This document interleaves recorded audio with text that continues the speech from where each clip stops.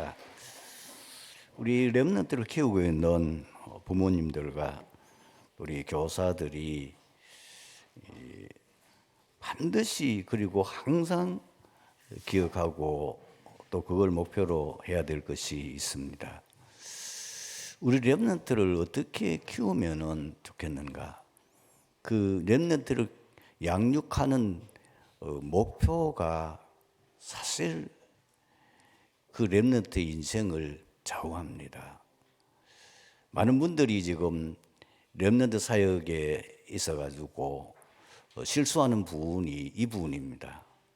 그리고 또 우리 렘넌트를 키우고 있는 부모님들이 늘 그 자녀들에 대하여 갈등을 하게 되고 또 자녀들을 향하여 굉장히 그 양육하면서 힘들어하는 부분이 뭐냐면은 자꾸 세상 목표를 기준으로 해요.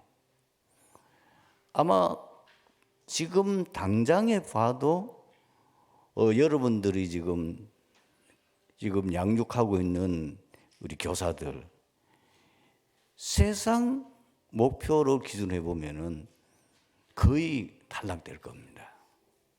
더군다나 지금 부모님들은 더 하죠. 뭐 세상 성공하여 또 세상에서 참 그 어떤 목표를 가지고 보면은 거의 천재인데, 그리고 뭐 어릴 때부터 완전히 두각을 나타내는 이런 사람들이 거의 그 세상에서 이제 성공하고 그 세상을 지배하잖아요. 근데 내 아이는 영적 문제 심각해. 그리고 머리는 너무 나빠. 공부는 늘 꼴찌해. 뭐 잘하는 일은 아무것도 없어. 이래 되면은 뭐 계속 갈등이 오죠. 어디까지 갑니까? 하나님 원망합니다. 하나님 자녀인데, 그리고 내가 분명하게 하나님이 원하는 그 일에 내 생을 걸고 헌신했는데 내 자녀는 왜 이렇습니까? 이렇게 되면은 참 신앙생활 맛이 안 나죠. 신이 안 나요. 사실 신앙생활이 힘들어요. 뭐 표정 관리는 하지만은 속으로는 늘 죽을 지경이라. 여러분들이 렘넌트를 키우는 목표를 바로 둬야 됩니다. 렘넌트를 키우는 목표를 어디에 둬야 되냐면은 하나님에 맞는 사람, 그겁니다. 하나님의 마음에 맞는 사람. 이 어디 있습니까? 사도행전 13장 22절에 있습니다. 거기에 이렇게 기록되어 있죠. 이새 아들 다윗을 만나니 내 마음에 맞는 사람이라. 내 뜻을 다 이루리라 그랬어요. 여러분, 하나님 앞에 쓰임 받는 렘넌트가 되어버리면은 아무것도 걱정할 거 없습니다. 성경에 예가 있습니다. 누구죠? 요셉입니다. 요셉은 애굽의 노예로 팔려갔어요.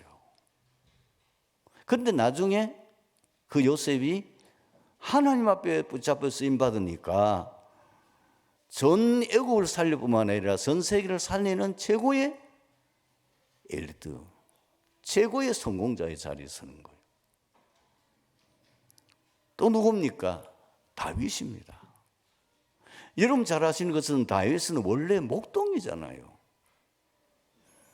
진짜 별 볼 일 없는 이스라엘에 아주 흔하고 흔하기 짝이 없는 직업을 가지고 있는 사람. 그런데 그 다윗이 하나님 마음에 들어 하나님 앞에 쓰임 받는 사람이 되어버리니까 최고의 왕이 됐어요. 지금도 이스라엘 백성들이 가장 존경하는 인물 가운데 한 사람이 다윗이잖아요. 목사님, 그거는 성경 아닙니까? 아닙니다. 한때의 성경 다음으로 이 기독교인들에게 읽혀지고 많은 은혜를 끼쳤던 책이 있습니다. 철로 역정. 혹시 여러분 보신지 모르겠는데 철로 역정 꼭 한번 읽어보시고 그 철로 역정에 대한 비하인드 스토리를 꼭 보십시오. 여러분 그 철로 역정을 쓴 존 버녀는 땜쟁이입니다. 공부도 못했어요.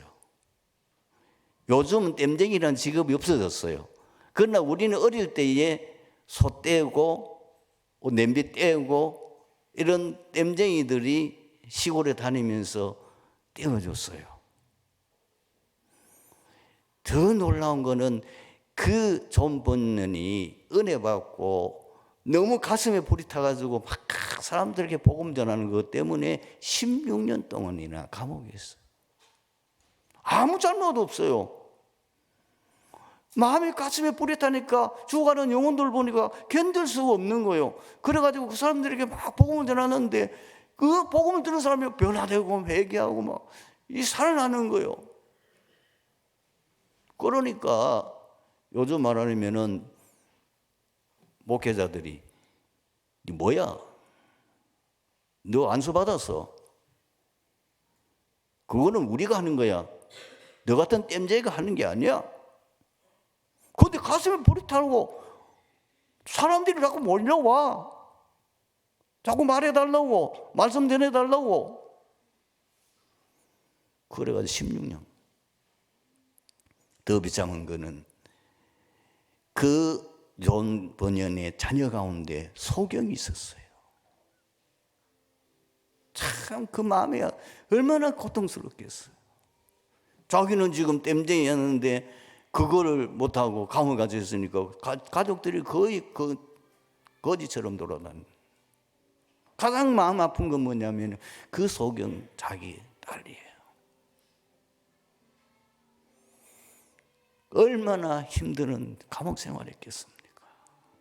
거기서 하나님 계획이 뭡니까? 내가 왜 이렇게 살아야 됩니까? 내가 왜 이렇게 해야 됩니까? 복음 전하다가 핍박받고 복음 전하다가 감옥 갇히고 복음 전하다가 지금 어렵다. 그때 하나님께서 마음에 감동을 주어서 쓴 책이 철로 역정입니다. 그 시대 최고의 히트쳤습니다. 여러분 잘 아시죠? 무디 공부 초등학교도 제대로 못했습니다. 아무 가진 것 없고 가난해서 자기 그 삼촌 구두방에서 구두 그거 점원으로 있었습니다. 근데 어느 날 그가 하나님의 큰 은혜를 체험하고 난 그 인생이 완전히 바뀝니다. 여러분, 우리 부모를 키우고 있는 자녀를 키우고 있는 부모님은 아무것도 걱정할 거 없습니다. 내 자녀가 세상 기준으로 봤을 때는 너무 거리가 멀고 너무 기대에 어긋날 수도 있어요. 그러나 절대로 낙심하지 마세요. 여러분이 마음에 담고 계속 기도하면서 너를 목표 삼아야 될 건 하나밖에 없어요. 하나님의 마음에 맞는 사람. 내 자녀가 내가 키우는 이 렘넌트가 하나님 마음에 맞는 사람만 되면 끝이에요. 하나님 들어주시는데 끝난 거지. 아무것도 걱정할 거 없어요. 어떻게 하면 되겠냐는 거죠. 어떻게 하면 하나님 마음에 맞는 사람이냐. 하나님이 제일 기뻐하는 일이 뭔지만 찾으면 되잖아요. 그것을 아이에게 심으라고 말해요. 하나님이 가장 원하는 게 뭐지요? 복음입니다. 하나님이 세상을 이처럼 사랑하사 독생자를 주셔서 이는 저를 믿는 자마다 멸망치 않고 영생을 얻게 하려 하심이라. 하나님의 오직 한 가지 소원, 하나님의 바라는 것, 그리스도를 통해서 세상 구원하는 것, 그게 하나님의 절대 언약이에요. 성경은 그걸 말하는 거예요. 인간 구원할 자 그리스도 보내주시겠다고 하는 그 내용이 구약이에요. 구약은 다른 거 아니에요. 여러분 구약 39권 얼마나 많습니까? 아마 성경 별로 읽기를 좋아하지 않는 사람은 그거 보는 사람은 일단 기가 질릴 겁니다. 그리고 웬 지금 그 창세기 읽으면 또 재미있어서 그래요. 창세기 읽으면 뭐가 내용이면 그게 뭐 역사가 나오고 그리고 거기에 또 아브라함의 후손들에 대한 이런 내용이 나오면 좋은데 출애굽기 넘어가는 조금 그런데도 레위기 넘어가면 맨날 소 잡고 양 잡고 피 흘리고 맨날 그 얘기라. 뭐 도무지 재미가 없어. 양 잡고 피 잡고 그것이 예수 그리스도의 고난을 말하는 거예요. 방주 그거 그리스도 말하는 거예요. 도피성 그거 그리스도 말하는 거예요. 노뱀 그거 그리스도 바라봄으로 구원받았잖아요. 그 얘기를 해요. 왕 선지자 세우는 그건 뭐예요? 앞으로 오실 그리스도를 말하는 거예요. 구약은 다른 거 얘기 아니고 오실 그리스도. 그럼 사복음서는 뭡니까? 구약에 약속하신 그 그리스도가 오셨다 증거하는 거예요. 구약 성경을 일에 들어가면서 그 그리스도가 바로 누구냐? 예수다. 왜 예수냐? 왜 예수가 그리스도냐? 여자의 후손으로 왔잖아. 여자의 후손으로 올 거라고 구약에 예언했어요. 이사야 7장 14절이 그 말이에요. 보라 처녀가 잉태한 아들을 낳으려니 그 이름을 임마누엘 하리라. 그걸 마태복음 1장 21절에 23절까지 기록했잖아요. 봐, 이렇게 구약에 약속한 대로 여자의 후손으로 오신 것, 이분이 바로 그리스도 아니냐? 마태복음 제일 첫 장에 되지 뭐죠? 족보 얘기 나와요. 그 족보가 구약에 그리스도가 오실 그 족보 그대로 뭐죠? 유다의 혈통을 타고 다윗의 자손 거쳤어. 그래서 그게 유다, 물론 아브라함이 그 선조죠. 아브라함부터 시작해가지고 유다, 그 다음에 다윗 이렇게 해서 이 말하자면 요셉 누굽니까? 유다 지파라 그 말이에요. 오셨다고. 베들레헴에 태어난 여인까지 다.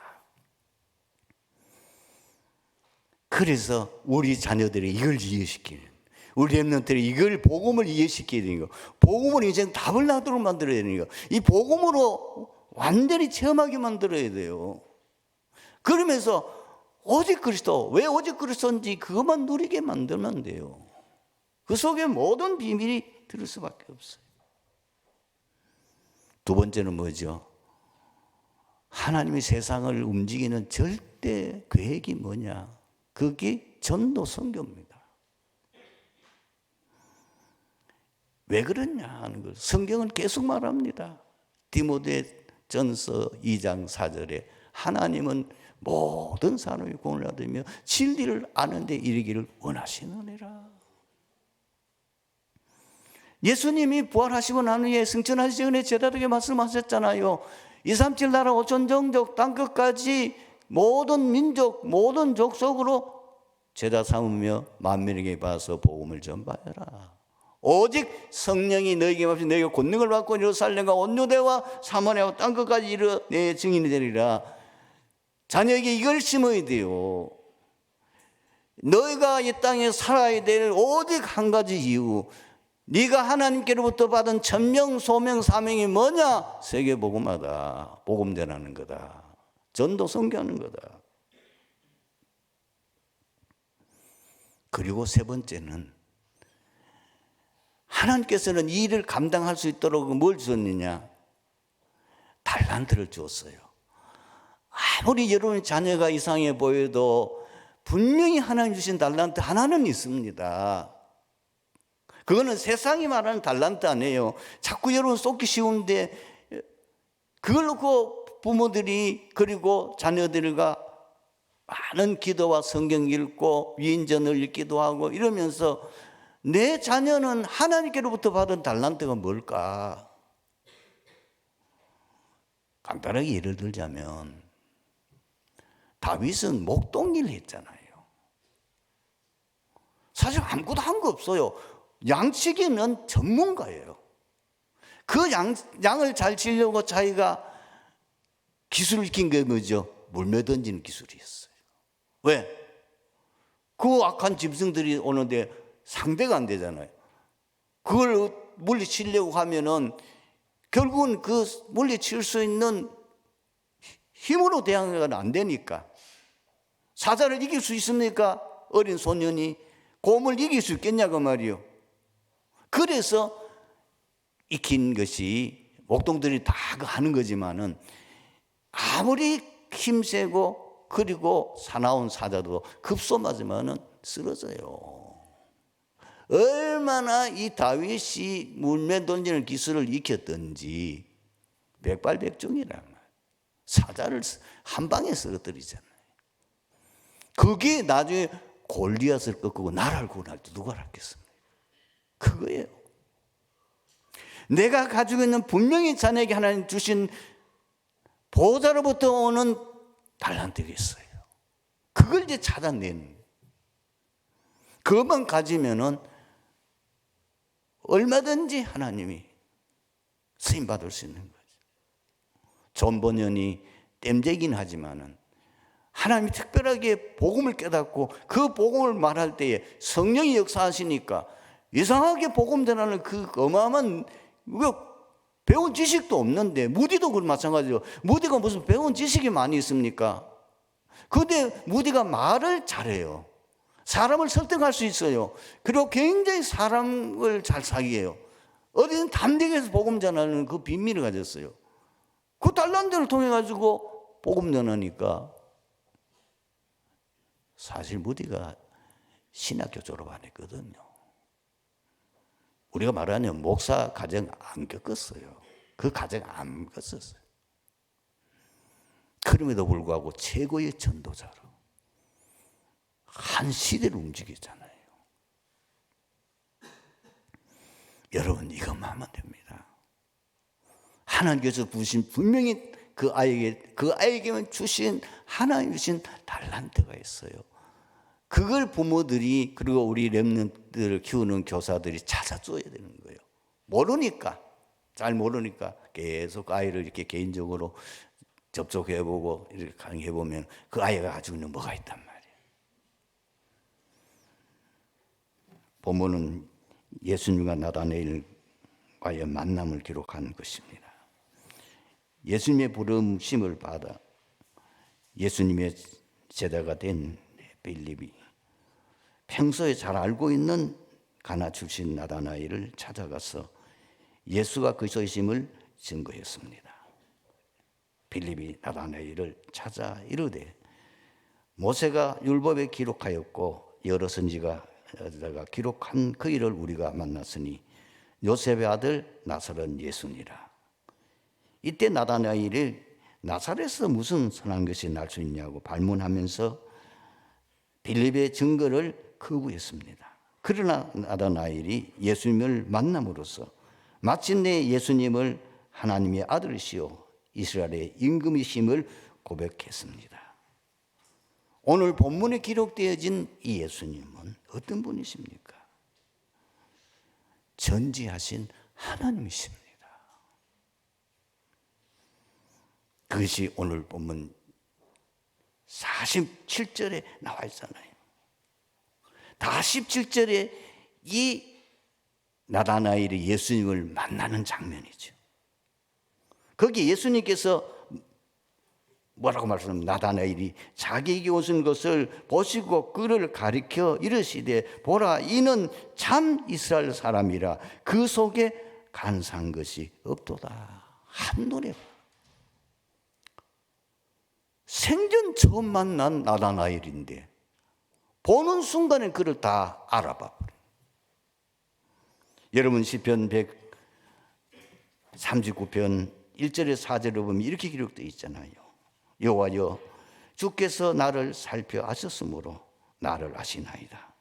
주께서 내가 앉고 일어섬을 아시고 멀리서도 내 생각을 밝히 아시오며 나의 모든 길과 내가 눕는 것을 살펴보셨으므로 나의 모든 행위를 익히 아시오니 여호와여 내 혀의 말을 알지 못하신 것이 하나도 없으시니라. 예수님 누구입니까? 제대로 알아야 돼요. 예수님은 하나님이시에요. 전지전능하신 하나님. 모든 사람의 형편을 다 아세요. 부부로 같이 살아봐도 사실 내 이 속 마음을 다 알지 못해요. 이해하지 못해요. 그러나 하나님은 아세요. 여러분을 가장 이해하고 여러분을 진짜 도와주실 분은 예수 그리스도밖에 없어요. 성삼위 하나님밖에는 없어요. 나다나이를 보는 순간에 그걸 다 알아맞추는데 그 상태를 마음 상태를 딱 들어보는데 그래서 여러분 사람부터 섭섭해하지 마세요. 가장 가까운 부부끼리 가장 시험 들기 쉬운 부분이거든요. 남편이 나를 이해 못한다고 섭섭하지 마세요. 알 수가 없어요. 여러분 마음을 어떻게 알겠습니까? 다 속속들이 모릅니다. 여러분 아무리 가깝고 아무리 친한 친구라도 여러분은 모든 비밀 없이 서로 대화하는 사람이라도 여러분의 속 마음을 다 알 수는 없어요. 어떻게 하면 되겠습니까? 아무것도 염려하지 말고 오직 기도와 간구로 너희 구할 것을 감사함으로 하나님께 아뢰라. 그런 모든 지각에 뛰어난 하나님 평강이 그리스도 예수 안에서 너희 마음과 생각을 지키시리라. 하나님께 맡기고 기다리세요. 하나님 앞에 여러분 모든 사정을 다 여러분들이 꼭 안 알아도 알아요. 이 말만 해도 알아요. 내가 하나님 앞에서 주님 내 마음 아시지요? 끝이야. 내 형편 아시지요? 하나님이 큰 위로의 손길로 여러분의 마음에 큰 위로하실 겁니다. 그리고 기다리고 있고 기다리고 있으면은 아무 응답이 없는 것 같지만 아무리 부려도 응답 아닙니다. 시간을 기다리고 있으면 어느 날 하나님이 여러분이 응답하시고 여러분을 인도받습니다. 그러니까 하나님 인도받으면 돼요. 기다리고 강단을 통해서 틀림없이 말씀 주실 겁니다. 그래서 주일 강단이 굉장히 중요한 거예요. 여러분들이 조금만 영적으로 깨어있으면은 목사님이 전하는 저 메시지가 어떻게 내 심정을 저렇게 알고 하는 거냐. 그건 내가 하는 게 아니에요. 내 안에 계신 성령이 하신단 말이에요. 어떻게 여러분 성도들의 삶을 내가 다 알겠습니까? 모릅니다. 하나님께서 내 마음에 감동을 주어서 이 말을 내가 전해야 되겠다. 이 마음을 하나님 주시거든요. 그래서 여러분들은 하나님 여러분 사람 다 아시니까 아무 걱정하지 말고 세 가지만 기억하고 실천하세요.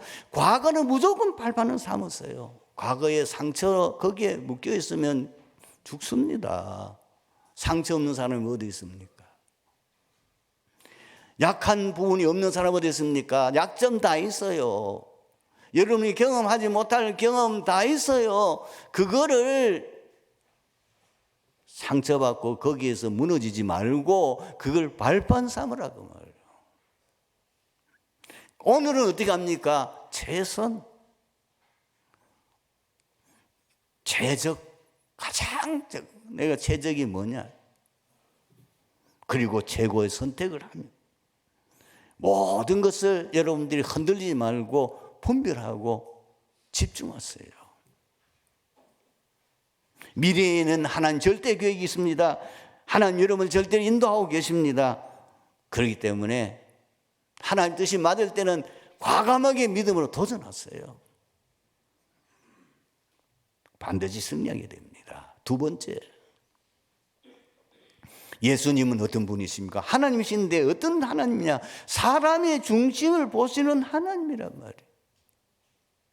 다시 한번 47절 보십시오. 그 나다나엘의 중심이 너무나 깨끗하고 그 중심이 바른 것을 그냥 보시는데 알아보잖아요. 이는 참 이스라엘 사람이라. 그 속에 간사한 것이 없다고 말하잖아요. 사무엘상 16장 7절에 어떻게 기록되어 있습니까? 이 내용의 비밀을 여러분 그 배경을 아시죠?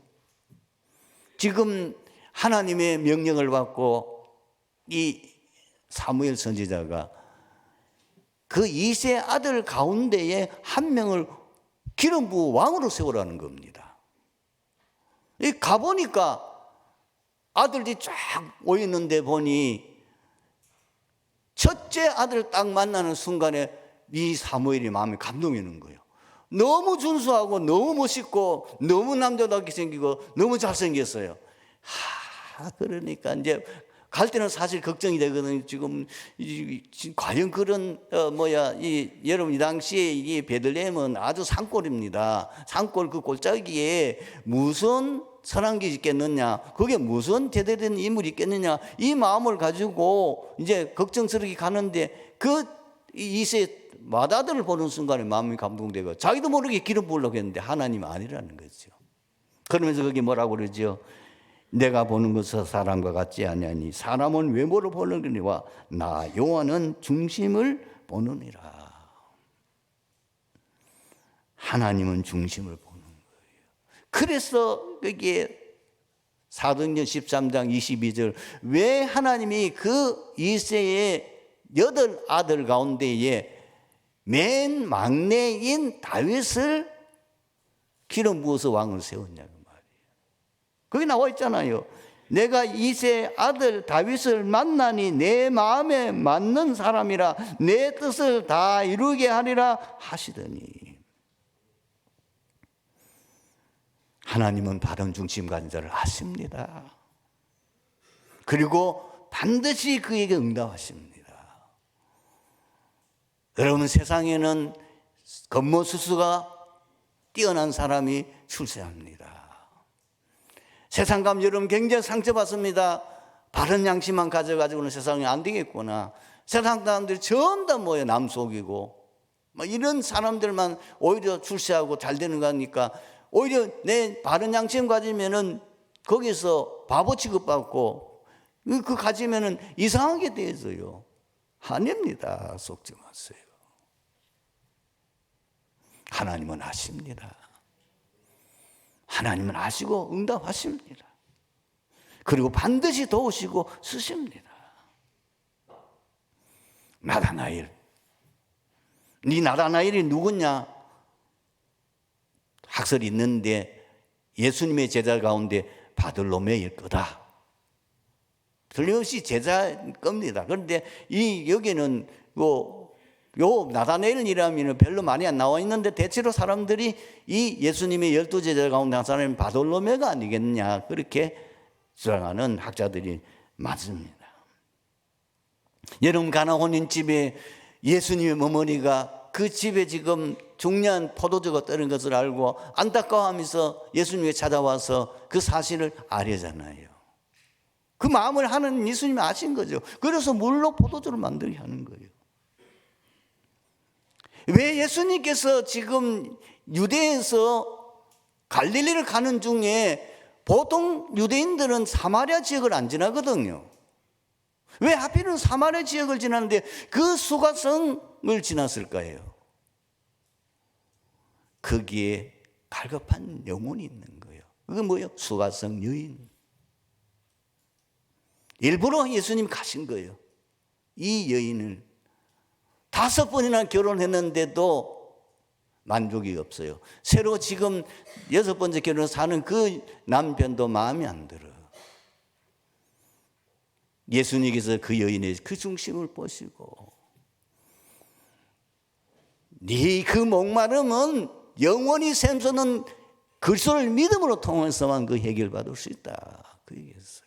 그 여자가 막 그 자리에서 깨닫고요. 얼마나 감동을 받았더니 무동이도 거기에 버려두고 온 동네 사람들을 깨워가지고 보통 낮 12시 되면은 유대 나라는 낮잠 자는 시간이 왜냐면 너무 더우니까 이 여인이 왜 12시에 나왔어요? 그 동네에서도 손가락질을 받는 여자라 그 말이에요. 5번이나 결혼한 경력을 가지고 있는 그 여자니까 얼마나 무시를 받았겠어요. 그러나 그 영혼의 갈급함은 해결할 길이 없는 거예요. 세상 어떤 것으로도 영혼의 갈급함을 해결할 수, 사람을 통해서 뭔가 이 여자는 좋은 남편 만나면 해결될 줄 알았는데 아니에요. 남편 10명을 바꿔도 행복 없습니다. 그리스도 만나야 행복합니다. 여러분, 행복 없는 거가 정상이에요. 내가 아주 어쩌다가 말하는데 운이 나빠서 난 내 팔자가 그래가지고 이런 남자 만나, 아닙니다. 어떤 만나도 행복 없습니다. 어떤 여자 만나도, 이쁜 여자 만나도 행복 없습니다. 그리스도 만나야 행복합니다. 그걸 여러분 인생 딱 결론 내려야 돼요. 그래서 우리는 늘 3가지 중심을 가는, 뭡니까? 오직 하나님을 경외하는 거예요. 이 중심이 정말 중요합니다. 그리고 오직 우리는 뭐요? 전적으로 하나님 앞에 순종하는 중심. 그리고 우리 모든 삶이 뭐야? 하나님께 영광 돌리는 중심. 너희는 먹든지 마시든지 무엇이든 하든지 하나님 영광 위하여 하라. 3번째, 예수님 어떤 분인가? 편지하신 하나님이에요. 이 나다나엘을 진짜 기대를 할 만큼 충격적인 얘기를 했다니까요. 그 얘기가 뭔지 아십니까? 네가 무화과 나무 있을 때 내가 보았다. 아무도 모르는 장소거든요. 이 나다나엘은 자기만 지금 아는 장소에서 지금 시국과 모든 걸 보며 기도하고 있었던 거예요. 이스라엘의 소망을 기다리고 있는, 아무도 몰라. 자기만 아는데. 그런데 예수님이 그 나다나엘을 보고 뭐라고 해요? 네가 무화과 나무 아래 있을 때 내가 이미 보았느니라. 그때 예수님이 계셨다고 말입니다. 어디 곁에? 나다나엘 곁에. 우리가 믿는 하나님은 어디든지 계세요. 안 계시는 곳이 없어요. 그래서 여러분 시편 139편 7절에서 10절 보면 어떻게 기록되어 있습니까? 내가 주의 영을 떠나 어디로 가며 주 앞에 어디로 피하리까? 내가 하늘에 올라갈지라도 거기 계시며 서울에 자리를 펼지라도 거기 계시니이다. 내가 새벽 날개 치며 바다 끝에 가서 거할지라도 거기도 주의 손이 나를 인도하시며 주의 오른손이 나를 붙으시리이다. 여러분, 하나님은 언제든지 어디든 계신다는 이 절대 믿음 가지면 반드시 승리하는 거예요. 여러분, 지금 주님이 여러분 속에, 내 속에 계십니다. 그리고 항상 계십니다. 볼지라 내가 세상 끝날까지 너희와 항상 함께 있으리라. 시공간을 초월하셔서 계십니다. 언제든지 나와 동행하신 분이십니다. 여러분, 어떤 일을 만나도 절대로 낙심하지 마세요. 하나님을 사랑하는 자 곧 그 뜻대로 부르심을 입은 자는 모든 것이 합력하여 선을 이루느니라. 요셉이 창세기 50장 20절에 고백했잖아요. 당신들은 나를 헤아려 하였으나 하나님은 그것을 선으로 바꿔서 오늘같이 많은 백성들의 생명을 구원하게 하려 하셨나니. 오늘 말씀의 결론입니다. 세상에서 성도가 가장 승리하는 길이 무엇입니까? 항상 하나님의 절대 주권을 믿고 인정하십시오. 정말입니다. 여러분, 주의 손에 있습니다. 지금 있는 거 여러분 주의 손에 있습니다. 다윗의 고백을 우리가 들어보십시다. 여호와여, 위대하심과 권능과 영광과 승리와 위엄이 다 주께 속하여 사오니 천지에 있는 것이 다 주의 것이로소이다. 여호와여, 주권도 주께 속하여 사오니 주는 높으사 만물의 머리심이니이다. 구하기가 주께로 말미암고 또 주는 만물의 주제가 되사 손에 권세와 능력이 사오니 모든 사람을 크게 하심과 강하게 하심이 주의 손에 있나이다. 여러분, 지금 주의 손에 있습니다. 아무것도 걱정하지 마세요. 믿고 인정하면은 승리합니다. 그리고 두 번째는 그 주권 속에서 모든 상황 속에서 하나님의 절대 계획이 뭘까? 쉬워요. 뭐죠? 전도와 선교 관계 있어요. 구원과 관계 있다니까.